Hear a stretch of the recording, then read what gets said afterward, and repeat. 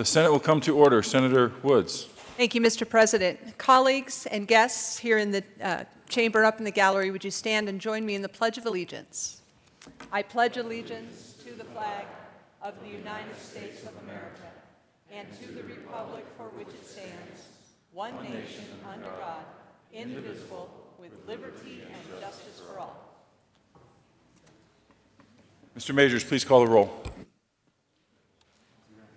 Senators Aguilar, Baumgartner, Carroll, Cook, Crowder, Donovan, Garcia, Grantham, Guzman,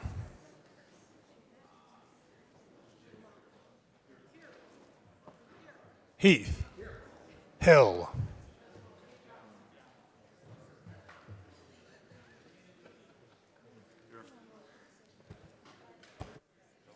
Excused. Hodge, Holbert, John, Johnston, Jones, Kafalis, Kerr, Lambert, Lundberg, Marble, Martinez-Humanic, Merrifield, Neville, Newell, Roberts, Scheffel, Scott,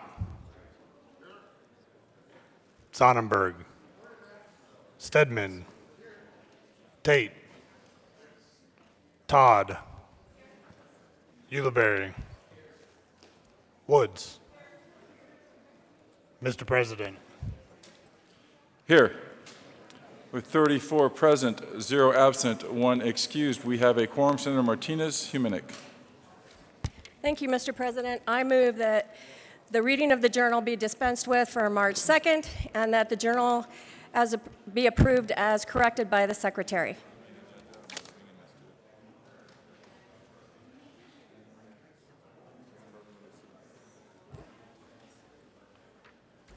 You have heard the motion. All those in favor say aye. Those opposed, no. The ayes have it. The motion is adopted and the journal is approved. Reports of committees of reference.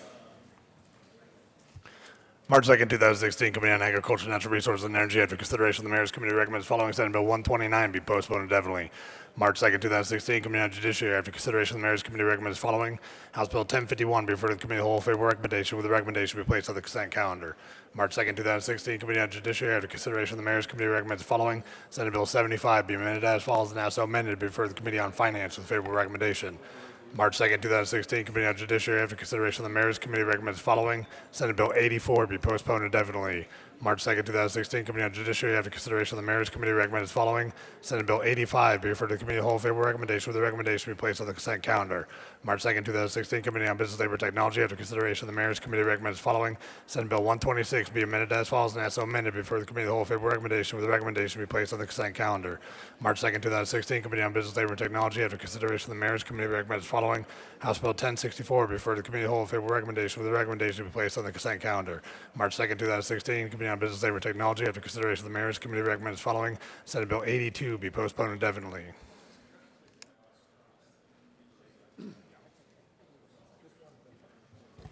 Senate Services.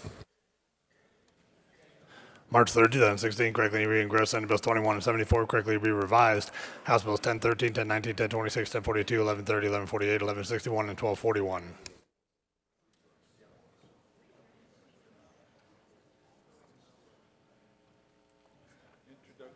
Introduction of resolutions.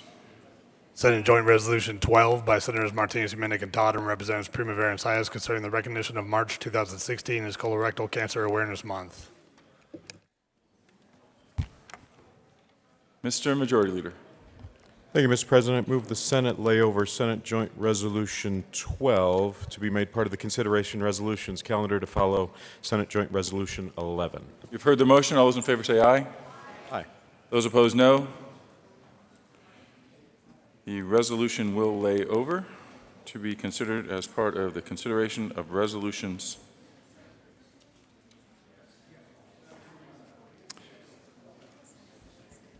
Please add Senator Hill to the roll.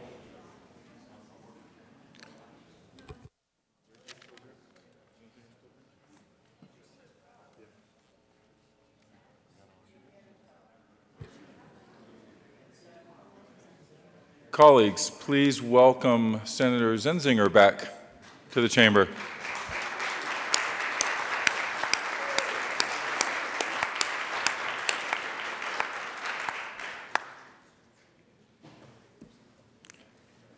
General orders, second reading of bills.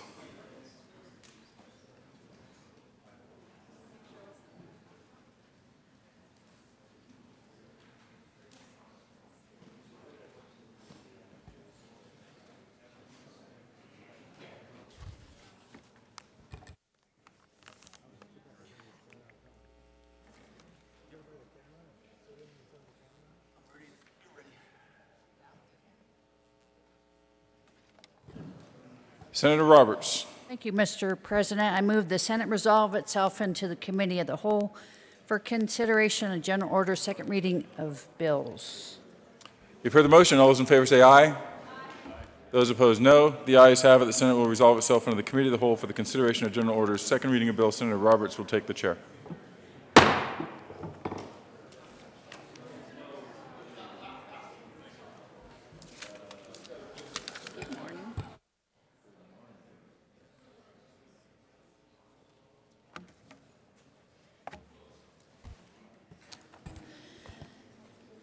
Committee will come to order. The court rule is relaxed. Mr. Majors, would you please read the titles to all the bills on the general order second? Oops. Just read the title to the first bill on general order second reading of bills, House Bill 1017. House Bill 1017 by Representatives Pabon, Lawrence, and Senator Cook concerning appearances before a victim impact panel. Senator Cook. Thank you, Madam Chair. I move House Bill 1017, and there are no committee reports. Thank you, Senator Cook. To the, I'm sorry, you said no committee reports? No committee reports. All right, to the bill. Thank you, Madam Chair. I'm bringing forward, I move House Bill 1017, and I bring it forward, it's a victim impact panel bill. Back in 1980, the legislature approved victim impact panels for people convicted of driving under the influence. So a judge may sentence somebody that gets convicted to a victim impact panel. The cost was $25 at that time in 1980, and it has not gone up. So what this bill does is raises it to $50 because over time the inflation has gone up, and now the victim impact panels cost around anywhere from $46 to $56. So it's not keeping pace. So what is the purpose of a victim impact panel? It's to educate people convicted of driving under the influence and influence and drugs to make the victims whole. So what it does, it explains the impact and consequences of their decision to drive drunk. And it's based on the restorative justice model. So a person who gets convicted of DUI sits down and meets with a victim of DUI, and it's not in a judgmental way. The victim tells the story about how driving, having somebody drive drunk affected them and impacted them. We had victims come and testify, and it talked about how it restored them and made them whole. We also had an offender come who said the same thing. The offender said, you know, this is the best thing that happened to me because I was able to come and meet the victims and tell them my story. We also had a victim and offender. A person was a victim of a DUI driver, and then it affected him so much, he then started drinking a lot, and then he became an offender. And he came in and he talked about the victim impact panel and how it affected and helped him get over his alcohol problem. You know, victim impact panels are an important part of the solution to drunk and drug driving in our state, because research has found that significant reduction in recidivism for first-time multiple DUI offenders. You know, the state last year, we passed a felony DUI bill. On your fourth DUI conviction, you're convicted of a felony. What this bill does, it helps people to try and not get a second DUI, let alone the fourth DUI. If we can prevent a repeat offender, this is a very cheap cost of only raising it to $50. And I want to be clear, this is not a government fee. $50 does not go to any government agency.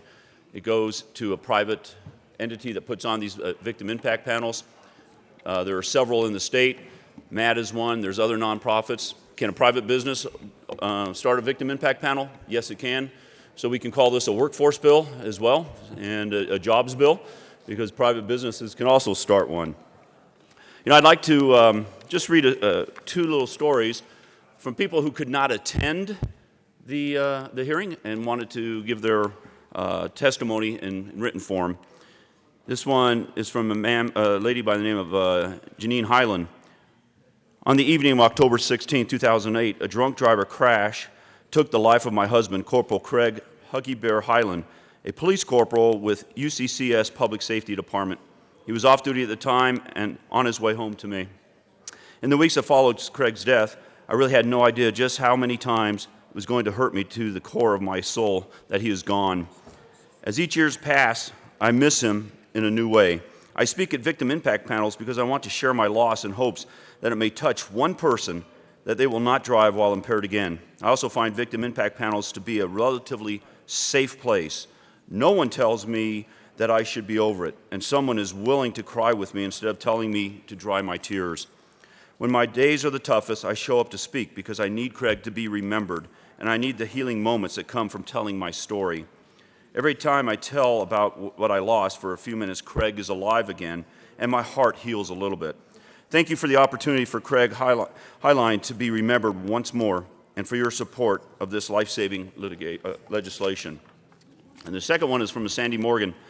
My name is Sandy Morgan. I'm a volunteer for Mothers Against Drunk Driving. I speak at victim impact panels on behalf of my daughter, Angie Morgan, who was killed by a drunk driver. Angie was a beautiful 23-year-old lady, a precious child. She was going to college and studying medicine. I was a paramedic at the time and went to the scene of her crash. No parent should ever have to see a broken body of their child like I did. My daughter was only 23 years old, and in the blink of an eye, her dreams and ours vanished, all because someone chose to drink until they were drunk and then got into a car and drove. I started speaking after Angie's death. At first, it was good for me to talk about it. As time went on, I saw the effect it had on my audience.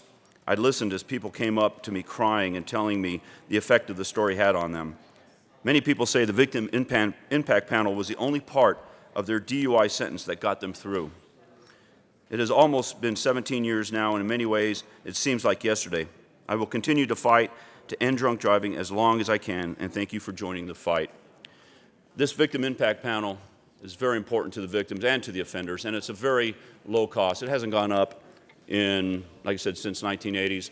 There's costs that are involved in this. They have to rent rooms and security. They're trying to get an online registration and payment fee so that people can do it online to make it more convenient. So with that, I would ask for your support on House Bill 1017. Senator Newell. Thank you, Madam Chair. And I just wanted to rise in support of this bill and thank the sponsor for bringing this forward. Both he and I are strong supporters of not only victim impact panels, but also the process of restorative justice. And I know you've heard me talk about that here before, but one more opportunity to publicly encourage MAD or any of the people who are hosting these victim panels to use the process of restorative justice. It has been proven in churches and workplaces and communities and in the with both law enforcement as well as in particular for youth. And with this particular crime, it is a way to help repair the harm as much as possible to the victim, to the community, and then also help to build the accountability and responsibility of the offender. So I rise in support of this, but I also want to publicly encourage MAD in their victim impact panels to use the process of restorative justice that is so proven to show the repair of harm. So thank you so much for bringing this forward. Is there any further discussion? Seeing none, the motion before the body is the adoption of House Bill 1017. Are there any, all those in favor say aye. Aye. Any opposed? No. The ayes have it, and the bill is passed. Mr. Majors, would you please read the title to Senate Bill 132? Senate Bill 132 by Senator Cook and Representative Foote concerning clarifying that test results relating to certain DUI offenses are not public information. Majority Leader Shuffle. Thank you, Madam Chair. I move that the committee lay over Senate Bill 132 to March 7th. Okay, the motion before the body is to lay over Senate Bill 132. Are there any aye votes? Aye. All in favor say aye. Any opposed, no. Motion is passed to lay over Senate Bill 132 to March 7th. Do you need a teleprompter, don't we? Aye, aye, aye. Majority Leader Shuffle. Thank you, Madam Chair. I move the committee rise and report. The motion before the body is to rise and report. All those in favor say aye. Those opposed, no. The ayes have it, and the committee will rise and report.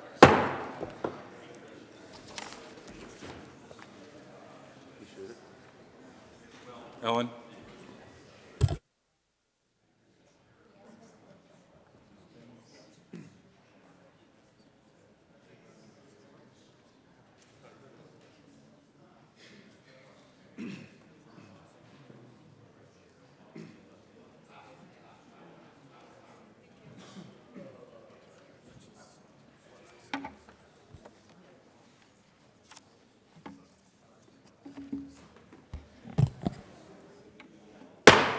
The Senate will come back to order. Senator Roberts. Thank you, Mr. President. The committee has met and had one bill under consideration. Mr. Majors, would you please read the report? March 3rd, 2016, Mr. President, your committee whole basic reports that in consideration of the following attached bills, being second reading thereof, makes following recommendations thereon. House Bill 1017 passed on second reading in order to revise, placed on the calendar for third reading and final passage. Senate Bill 132 laid over until March 7, 2016, retaining its place on the calendar. Senator Roberts. Thank you, Mr. President. I move for the adoption of the report. You have heard the motion. Is there further discussion? Seeing none, are there any no votes? With 35 ayes, 0 no, 0 absent, 0 excused, the report of the Committee of the Whole is adopted. House Bill 1017 passed on second reading and ordered revised and placed on the calendar for third reading and final passage. Senate Bill 132 laid over until March 7th and retaining its place on the calendar. Consideration of resolutions.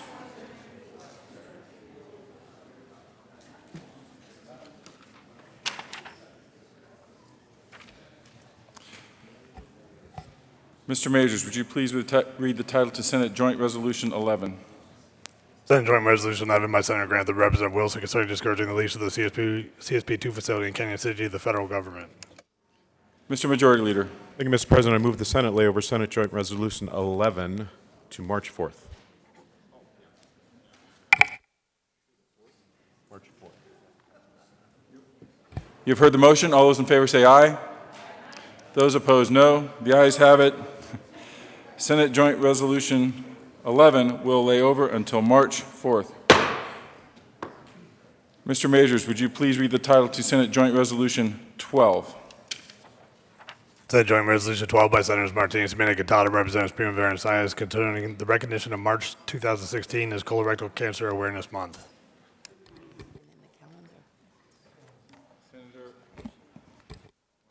Senator Martinez-Humanic. Thank you, Mr. President. I move Senate Joint Resolution 12 and ask if it could be read in its entirety.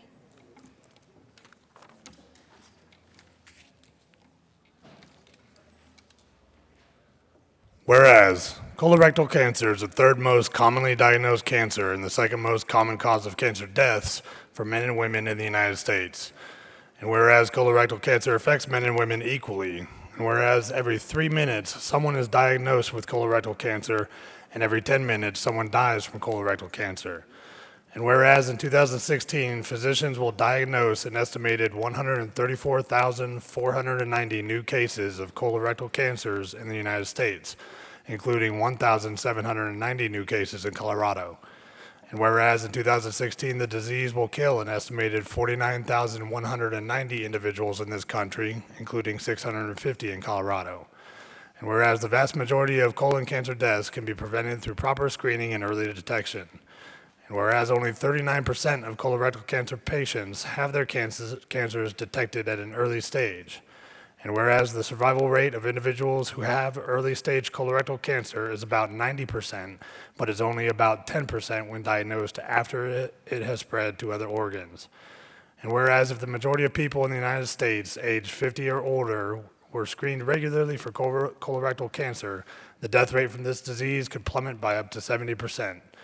And whereas African Americans, Hispanic Americans, Asian Americans, American Indians, and Alaskan Natives are significantly less likely to be screened for colorectal cancer compared to Caucasians. And whereas colorectal cancer is preventable, treatable, and beatable in most cases. And whereas observing a Colorectal Cancer Awareness Month during the month of March would provide a special opportunity to offer education on the importance of early detection and screening. And whereas education can help inform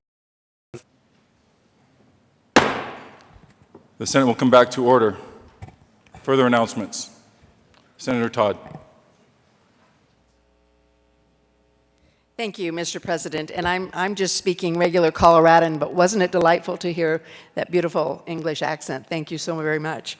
I want to encourage you all to start marking your calendars. March 21st, Aerospace Day at the Capitol. This is on your desk, and the agenda is on the back of it.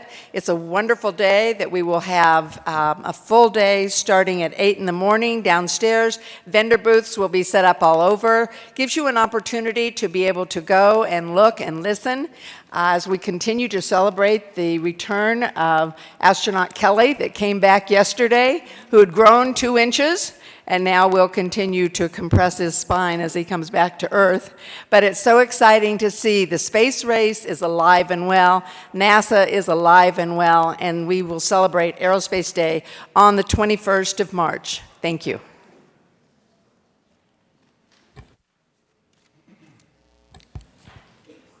Further announcements? Mr. Majority Leader. Thank you, Mr. President. Members, just a quick reminder, the Senate Secretary has distributed to all of you the yearly snack memo. Time has come to where we'll be spending more and more time on the floor, and therefore appropriate treats need to be housed on the floor. And so please take a look at your memo. The voluntary, note voluntary, no pressure here, but the suggested voluntary contribution is $25 per memo. Senate Secretary has given me a bit of a preview of what she intends to do on the floor with respect to treats, and it sounds wonderful, so you might want to be contributing to that, so we might be treat-worthy. I am going to keep the desk open as we're in hopes of reading some bills over in a little bit here, but you do not have to come back for that. With that, Mr. President, I move the Senate recess to 11 a.m. this morning. You've heard the motion. All those in favor say aye. Opposed, no. The ayes have it. The Senate will stand in recess until 11 a.m.